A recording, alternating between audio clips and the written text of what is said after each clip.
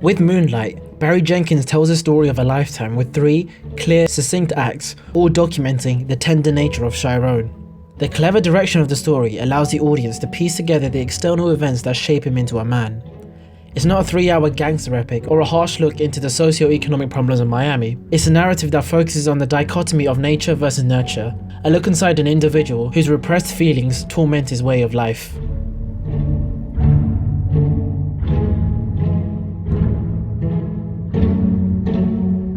Even though the film is set in a world of drug dealers and people in poverty, Jenkins rarely exploits these conditions to engage you emotionally. The script's beauty comes in its minimalism. It's study into one's place in a world full of hostile beings. Where there is little in the first act, Chiron in the second act, or Black in the third, Jenkins cast a trio just from the look in their eyes. They reveal their fragility with just a stare. Each actor brilliantly displays a fragmented identity to the so-called strangers in their surroundings. This builds Chiron with the complexities we experience during different periods of our life. Chiron's identity mixes with other people. It shapes him into a person that conforms to societal norms. The need to put on a suit of muscle and gold really shows the influences that leave him isolated and unfulfilled.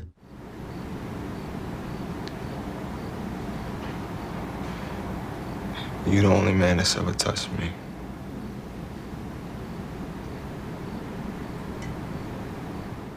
Barry Jenkins and cinematographer James Laxton decided on filming each section with a different type of film stock to reinforce the state of mind Chiron is in. The second act is shot on Africa film stock, which is known for adding cyan highlights with a hint of green. With Jenkins placing some emphasis on colour symbolism, the colour blue symbolises Chiron's true self. It's the parts where he recognises that his homosexuality is part of who he is. What you cry about? Shit, I cry so much sometimes, I feel like I'ma just turn to drugs.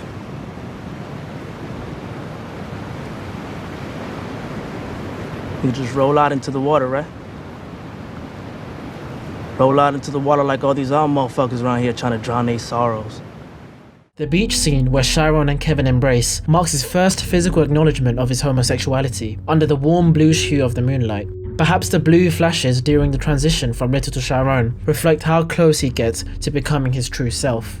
The colour red is most noteworthy around Chiron's mother. Being the controlling figure in his life, she emanates love and hostility at the same time.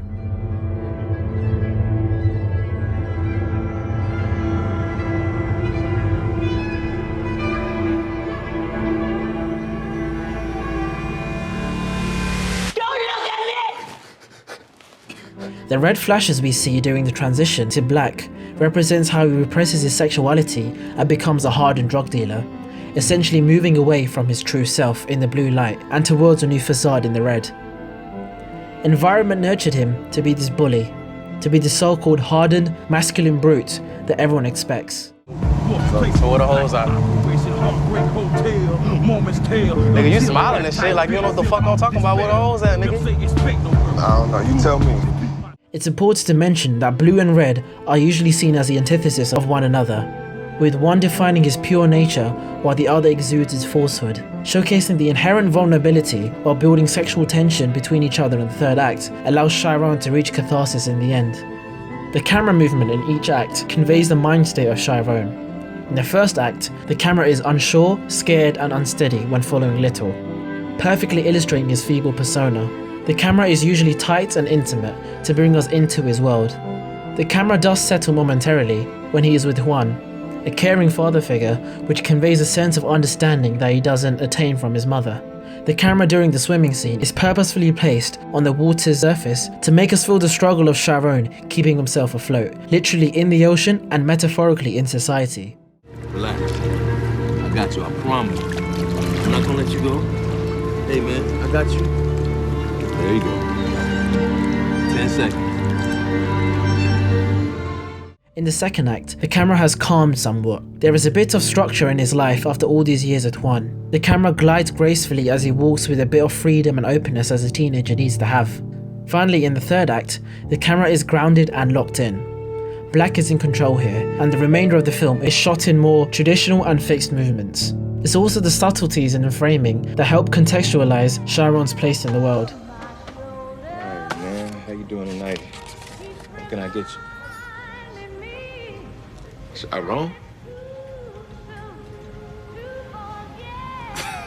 Damn, man, why you ain't say nothing? The way this film handles the vast expanses of time is done with excellency, as we, the audience, are made to use our critical thinking to piece together what's happened to him and his environment. We take aspects from Chiron's life and build this character to someone we all can relate to. Jenkins, in my eyes, doesn't give a straightforward answer to the underlying theme of identity.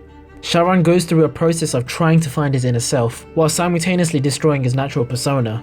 The final scene juxtaposes the warm cuddle between Black and Kevin, with little Chiron alone on the beach, awash with strong blues, showing that who Chiron exactly is lies somewhere in between, and ends without a resolution. It touches on the impossibility of grasping a concrete idea of identity, and the fact that a harmless soul like Chiron happens to have been born in this environment. A great drama doesn't need the firing of a loaded gun. Instead, it can bathe us in awe and beauty with minimalist images that illustrate a bevy of emotions.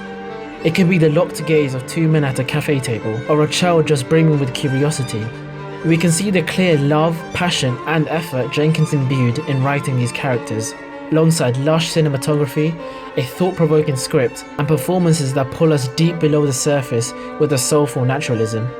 Moonlight was a film that was timely, but also timeless.